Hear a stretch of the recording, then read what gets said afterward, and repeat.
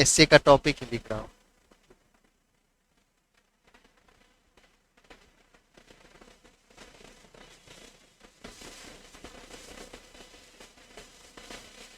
Sorry. हाँ, उसको आप लोगों ने लिखा नहीं, लिख के लाते ना। मैं बोल नहीं पाया था लास्ट में, मुझे फिर यहीं पे फील हुआ कि हम बोल नहीं पाए, लेकिन आप लोगों को उस पे लिखना था।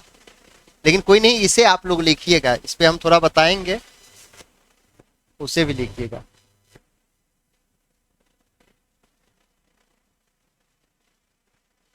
इतिहास उन लोगों द्वारा,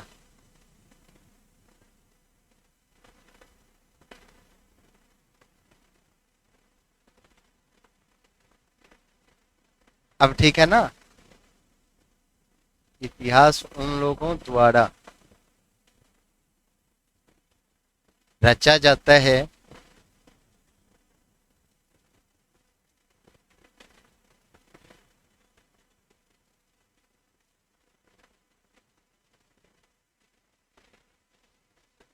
इतिहास उन लोगों द्वारा रचा जाता है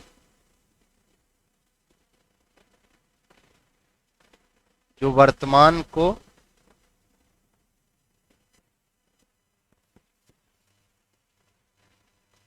चुनौती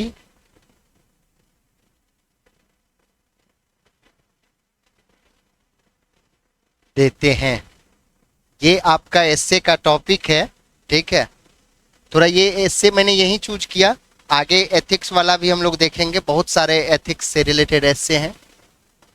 टॉपिक समझने में कोई दिक्कत नहीं है ना। यानी इतिहास को वही बना पाता है कि जो वर्तमान की जो स्थिति है, जो अभी आप रमना रोड में रह रहे हैं, टहल रहे हैं, जो हालात हैं आपके साथ, जो इन हालातों का सामना करते हैं, इसका एसेंस ये है। मैं थोड़ा ये बता देता हूं कि इसका क्या अप्रोच होगा, फिर हम लोग लिखेंगे, ठीक है।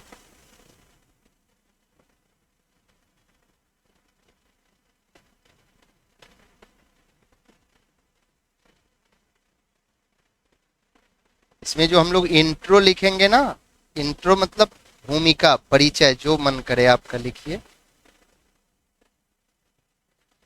इसको हम लोग स्टार्ट करेंगे एक एनेक्डोट से, एक कहानी से, कोई किस्सा कहानी कुछ इस टाइप से ना,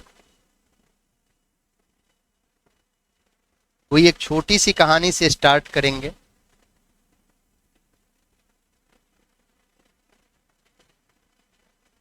छोटी सी कहानी से आरंभ,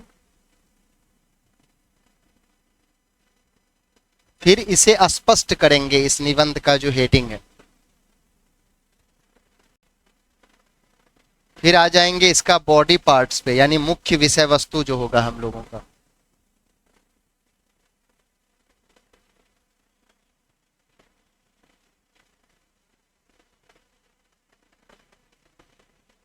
मुख्य विषय वस्तु में क्या आएगा बताइए। हम्म, क्या? हाँ हाँ हाँ, बताइए। यानी इसके जितने डायमेंशंस हैं, विभिन्न आयामों को स्पष्ट करेंगे।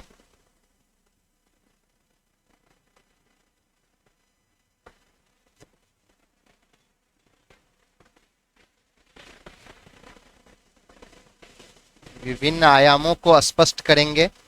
एक तो ये मुख्य विषय वस्तु में एक पॉइंट हुआ, ये सेकंड पॉइंट बताइए। जैसे ये हो गया, मान लेते हैं ए, ये हो जाएगा बी।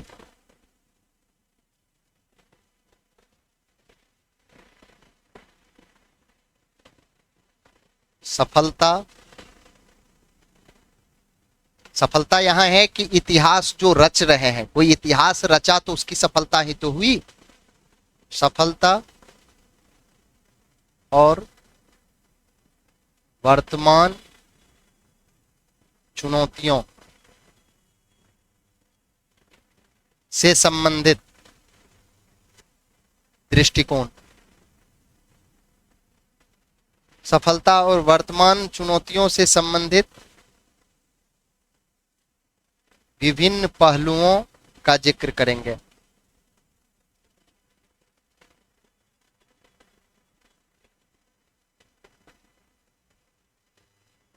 से संबंधित विभिन्न पहलुओं को स्पष्ट करेंगे। ठीक है, लास्ट में आ जाएगा आपका निष्कर्ष। निष्कर्ष लिखेंगे, सकारात्मक निष्कर्ष लिखेंगे। ठीक है,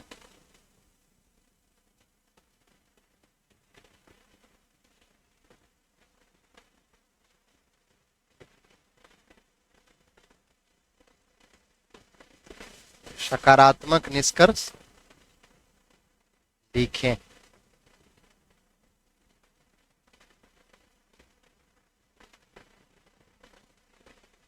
ये है आपका एस्से का टॉपिक। चलिए स्टार्ट करते हैं हम लोग। लिखा जाए, शुरू किया जाए। देखिए, भारतीय समाज में आजादी के बाद से ही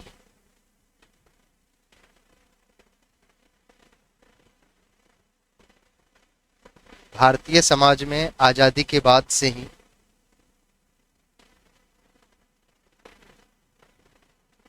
एक लड़की के मन में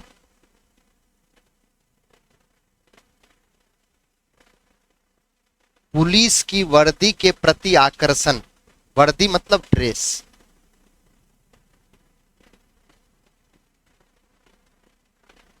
एक लड़की के मन में पुलिस के वर्दी के प्रति आकर्षण, कौमा अनुशासित जीवन का आकर्षण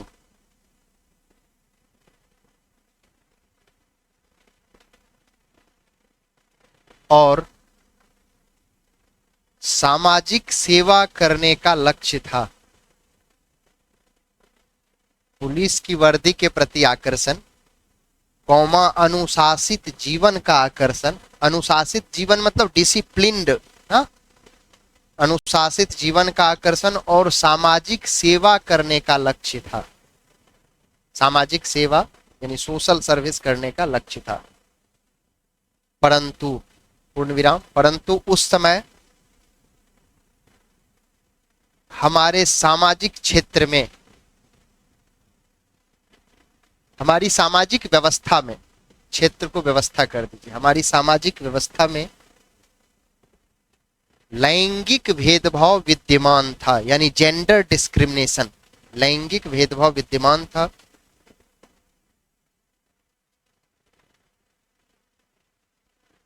हमारी सामाजिक व्यवस्था में लैंगिक भेदभाव विद्यमान था, कौमा लड़कियों को पुलिस और सेना में जाने की इजाजत नहीं थी।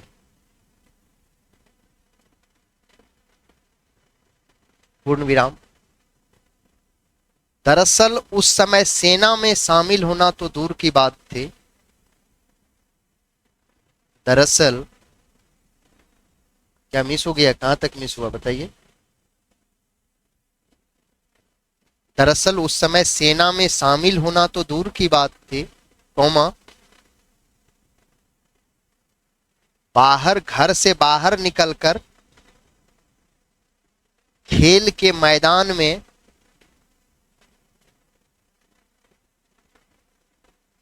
घर से बाहर निकलकर खेल के मैदान में खेल खेलने की भी अनुमति नहीं दी जाती थी।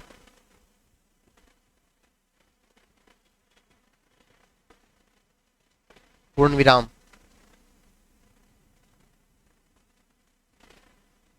हालांकि इस परिस्थिति में, हालांकि इस परिस्थिति में बहादुर लड़कियों ने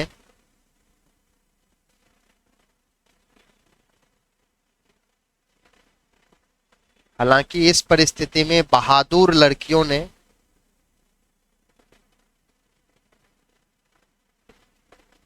जटिल पारंपरिक व्यवस्था, यानी जो ट्रेडिशनल सिस्टम्स था कि आप चौकट के बाहर नहीं निकलेंगे। चौकट समझ रहे हैं ना आप लोग?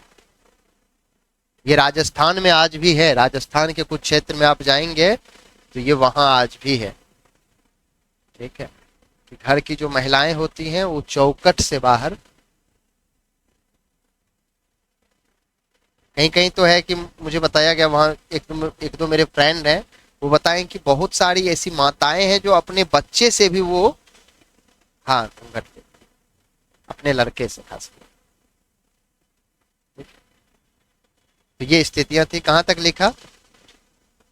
हालांकि इस परिस्थिति में बहादुर लड़कियों ने जटिल पारंपरिक व्यवस्थाओं को चुनौती दी, कौमा वह घर से बाहर निकल गई। उन्होंने सामान्य लड़की के सपने को, वह घर से बाहर निकल गई, कौमा उन्होंने सामान्य लड़की के सपने को त्याग दिया। ये आपका एनेक्डोट्स चल रहा है, कहानी चल रही है। उन्होंने सामान्य लड़की के सपने को त्याग दिया और इन सेवाओं में प्रवेश करने के लिए, और इन सेवाओं में प्रवेश करने के लिए, किन सेवाओं में, पुलिस में या वो सेना में जो, हाँ, और इन सेवाओं में प्रवेश करने के लिए कड़ी मेहनत की, पूर्ण विराम।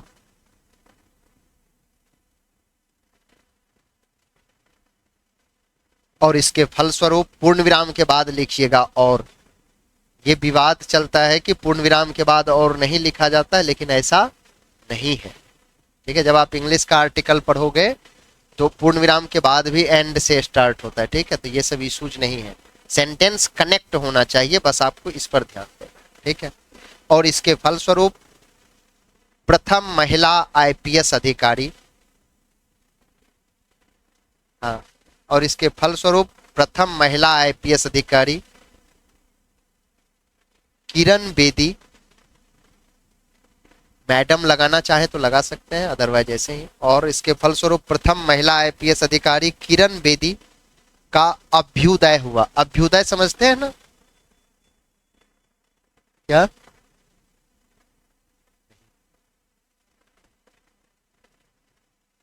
अभ्युदय एक वर्ड है, अभ्युदय एक वर्ड है, उद्भव एक वर्ड है, आविर्भाव, ये सब शब्द बता दे रहा हूं, आप पुस्तक लिखेंगे तो आपका आविर्भाव, प्रादुर्भाव एक ही शब्द है वाक्य के आधार पर, यानी इमरजेंस होना, ठीक है, जन्म लेना, ठीक है। अभ्युदय, उद्भव, आविर्भाव, प्रादुर्भाव, लेकिन एक शब्द है यहाँ पे, प्रारब्ध। क्या अर्थ होता है इसका, बताएंगे कोई? हाँ, फॉर्चून, लक, भाग्य नहीं, मेरा ये प्रारब्ध था, किसी का प्रारब्ध था कि वो 21 ईयर्स ओल्ड आईपीएस या आईएएस। हाँ, खैर आपको इधर नहीं जाना है, आपको अपने एक्शन पे जाना है कि किस तरीके से किरण बेदी ट्रेडिशनल सिस्टम को चुनौती दी, पारंपरिक व्यवस्था को, और आईपीएस बनी। प्रथम महिला आईपीएस अधिकारी किरण बेदी का अभ्युदय हुआ, पूर्ण विराम। उन्होंने उस समय के वर्तमान को, उस समय को आप तत्कालीन समय भी लिख सकते हैं, देखिए, उन्होंने उस समय के वर्तमान को चुनौती देकर इतिहास रचा था। उनके लिए उस समय वर्तमान ही हुआ होगा ना, जिस समय में वो चैलेंज की थे, इसीलिए यहां लिखा हुआ है कि उन्होंने उस समय के वर्तमान को चुनौती देकर इतिहास रचा। पैराग्राफ चेंज कर दीजिए, इतिहास रचा था, पैरा चेंज। मानव जीवन में या मानव समाज और सभ्यता के लिए, मानव जीवन में या मानव समाज और सभ्यता के लिए केवल उन्हीं लोक प्रथाओं और संस्कृतियों को याद किया गया है जो पारंपरिक प्रथाओं से भिन्न थे। मानव जीवन में या मानव समाज और सभ्यता के लिए केवल उन्हीं लोक प्रथाओं और संस्कृतियों को याद किया गया है जो पारंपरिक प्रथाओं से भिन्न थे। लिख लीजिए, फिर मैं कुछ का अर्थ बता दूंगा। पूर्ण विराम। संस्कृतियों को याद किया गया है जो लोक प्रथाओं से भिन्न थे। कितना स्लो तो बोल रहा हूं, अब इससे स्लो क्या ही हो सकता। मानव जीवन में या मानव समाज और सभ्यता के लिए केवल उन्हीं लोक प्रथाओं और संस्कृतियों को याद किया गया है जो पारंपरिक प्रथाओं से भिन्न थे। संस्कृतियों ऐसे लिखिएगा,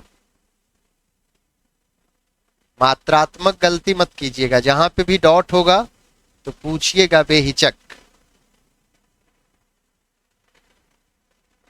पूर्ण विराम। यहां इतिहास रचने का मतलब, यहां इतिहास रचने का मतलब कोई जटिल शब्द या जटिल वाक्य नहीं लिख रहे हैं ना, नहीं लिखा रहे हैं ना, हम आपको ये बता रहे हैं। बहुत सिंपल लिखेंगे, सामान्य लिखेंगे ताकि एग्जामिनर को समझ में आ जाए। वो यदि सो भी रहा होगा तो पढ़ेगा तो आपका राइटिंग मतलब जो लिखने का जो कौशल हो, मतलब इतना कनेक्ट हो एक पैरा से दूसरा पैरा कि एग्जामिनर के अंदर में वो उत्सुकता पैदा कर दे। उत्सुकता ही बोलते हैं ना, कि उत्सुक हो जाए कि यार देखते हैं नेक्स्ट पैरा में ये क्या लिखा है, क्योंकि धमाकेदार स्टार्टिंग होनी चाहिए। ठीक है, कहने का आशय ये है। यहां इतिहास रचने का मतलब अतीत पर कोई किताब लिखना नहीं है। अतीत मतलब यहां क्या है? अतीत मतलब क्या? अतीत मतलब यहां पास्ट है। ठीक है, अब इतिहास भी आएगा तो इतिहास का भी अर्थ बताएंगे आपको। ठीक है, क्या लिखा है यहां? अतीत का, यहां इतिहास रचने का मतलब अतीत पर कोई किताब लिखना नहीं है, कौमा, बल्कि मत भिन्नता होने की घटना है। मत भिन्नता, मतभेद सही नहीं होगा, इसलिए मत भिन्नता, हाँ, मत भिन्नता होने की घटना है। पूर्ण विराम।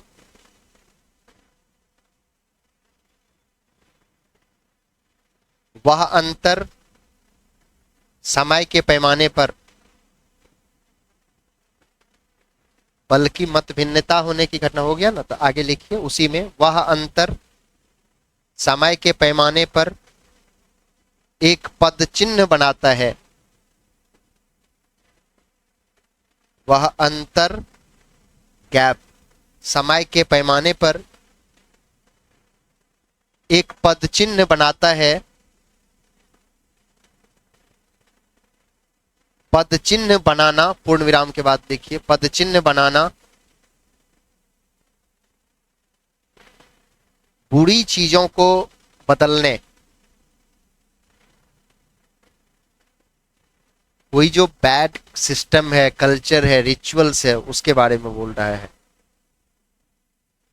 बुरी चीजों को बदलने और मत भिन्नता पैदा करने के लिए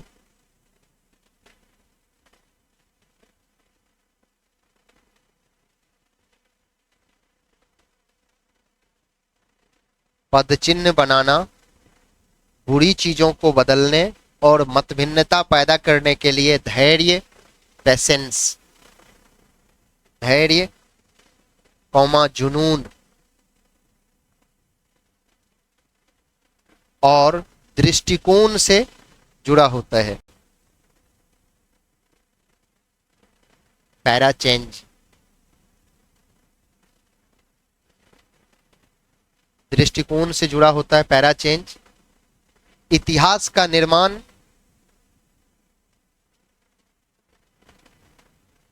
अत्यंत व्यक्तिपरक होता है। इतिहास का निर्माण अत्यंत व्यक्तिपरक होता है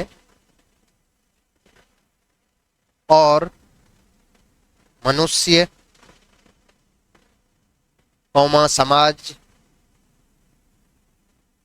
या सभ्यता को भी पता नहीं चलता कि वे इतिहास रच रहे हैं। कि यहां पे ये होगा छोटी की मात्रा, ये कनेक्ट करता है एक वाक्य से, यानी कंजंक्शन आप बोल सकते हो इसे। नहीं, कंजंक्शन ये होगा, ज्वाइनिंग वर्ड्स आर ना कॉल्ड कंजंक्शन। जैसे राम की पत्नी सीता है, तो यहाँ पे कौन सा आएगा बताइए, ऊपर वाला आएगा या नीचे वाला? नीचे वाला आएगा, हाँ ये आएगा। जैसे अभी जो हम लिख रहे थे, समाज या सभ्यता को भी पता नहीं चलता कि वे इतिहास रच रहे हैं, तो यहाँ पे की कौन सा वाला आएगा, नीचे वाला है ऊपर वाला? हाँ बिल्कुल, अब सही दिशा में है आप लोग। पूर्ण विराम। वे केवल अपने काम पर ध्यान केंद्रित कर रहे हैं। वे केवल अपने काम पर ध्यान केंद्रित कर रहे हैं और अपने विचारों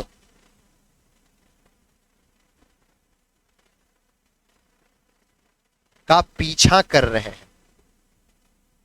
विचारों का सामना नहीं होगा, क्योंकि उस जो उनका संकल्प है उनके पीछे पीछे वो चल रहा है।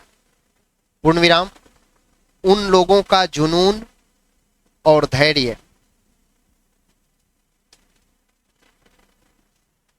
उन लोगों का जुनून और धैर्य अन्य सभी लोगों को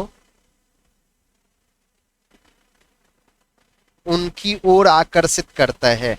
जिनका मिस होगा पूछिएगा, हम बताएंगे।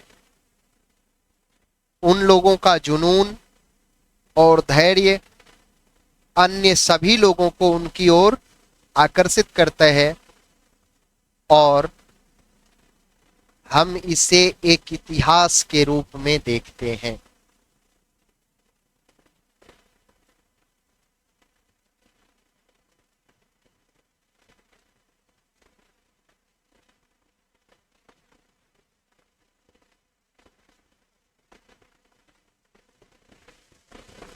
लिख लिया? पूर्ण विराम लिखे ना? पूर्ण विराम, हाँ। वर्तमान को चुनौती देने का अर्थ, वर्तमान को चुनौती देने का अर्थ अपने विचारों को पारंपरिक व्यवस्था, जो सोसाइटी में जो ट्रेडिशनल कोई सिस्टम प्रिवेल कर रहा है, पारंपरिक व्यवस्था,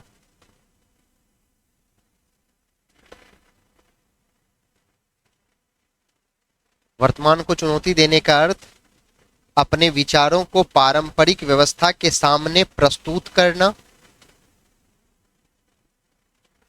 और उसके विपरीत जाकर, किसके विपरीत? पारंपरिक व्यवस्था के विपरीत, और उसके विपरीत जाकर नए विचार प्रस्तुत करना है।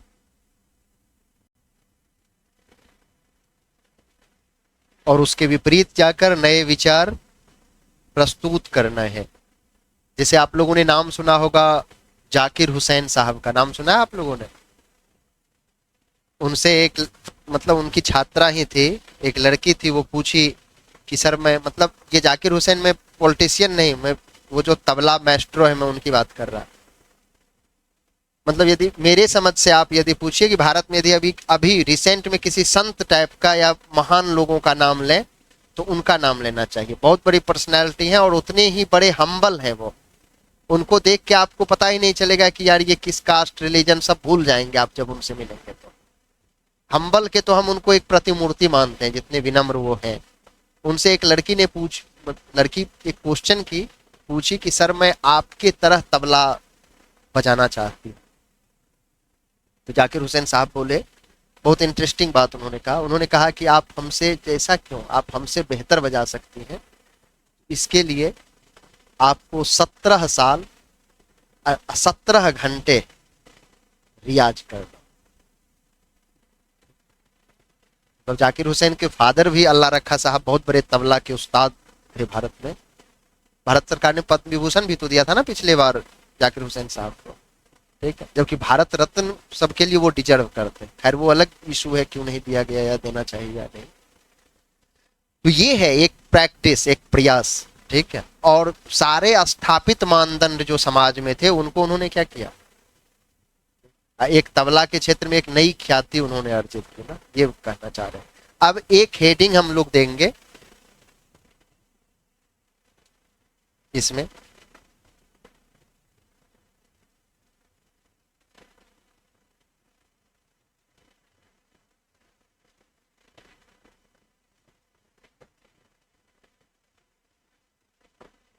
क्या नहीं, इंट्रो में तो फर्स्ट पैरा जो था वही था इंट्रो, उसके बाद तो फिर आप मेन में आ गए थे।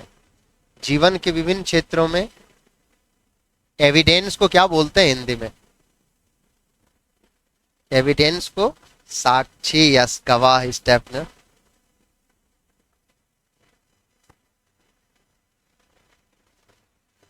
साक्षी ऐसे ही ना, साक्ष्य लिख देते हैं यार, साक्षी क्यों लिखे? साक्षी तो जीवन के विभिन्न क्षेत्रों में इसका साक्षी बनना।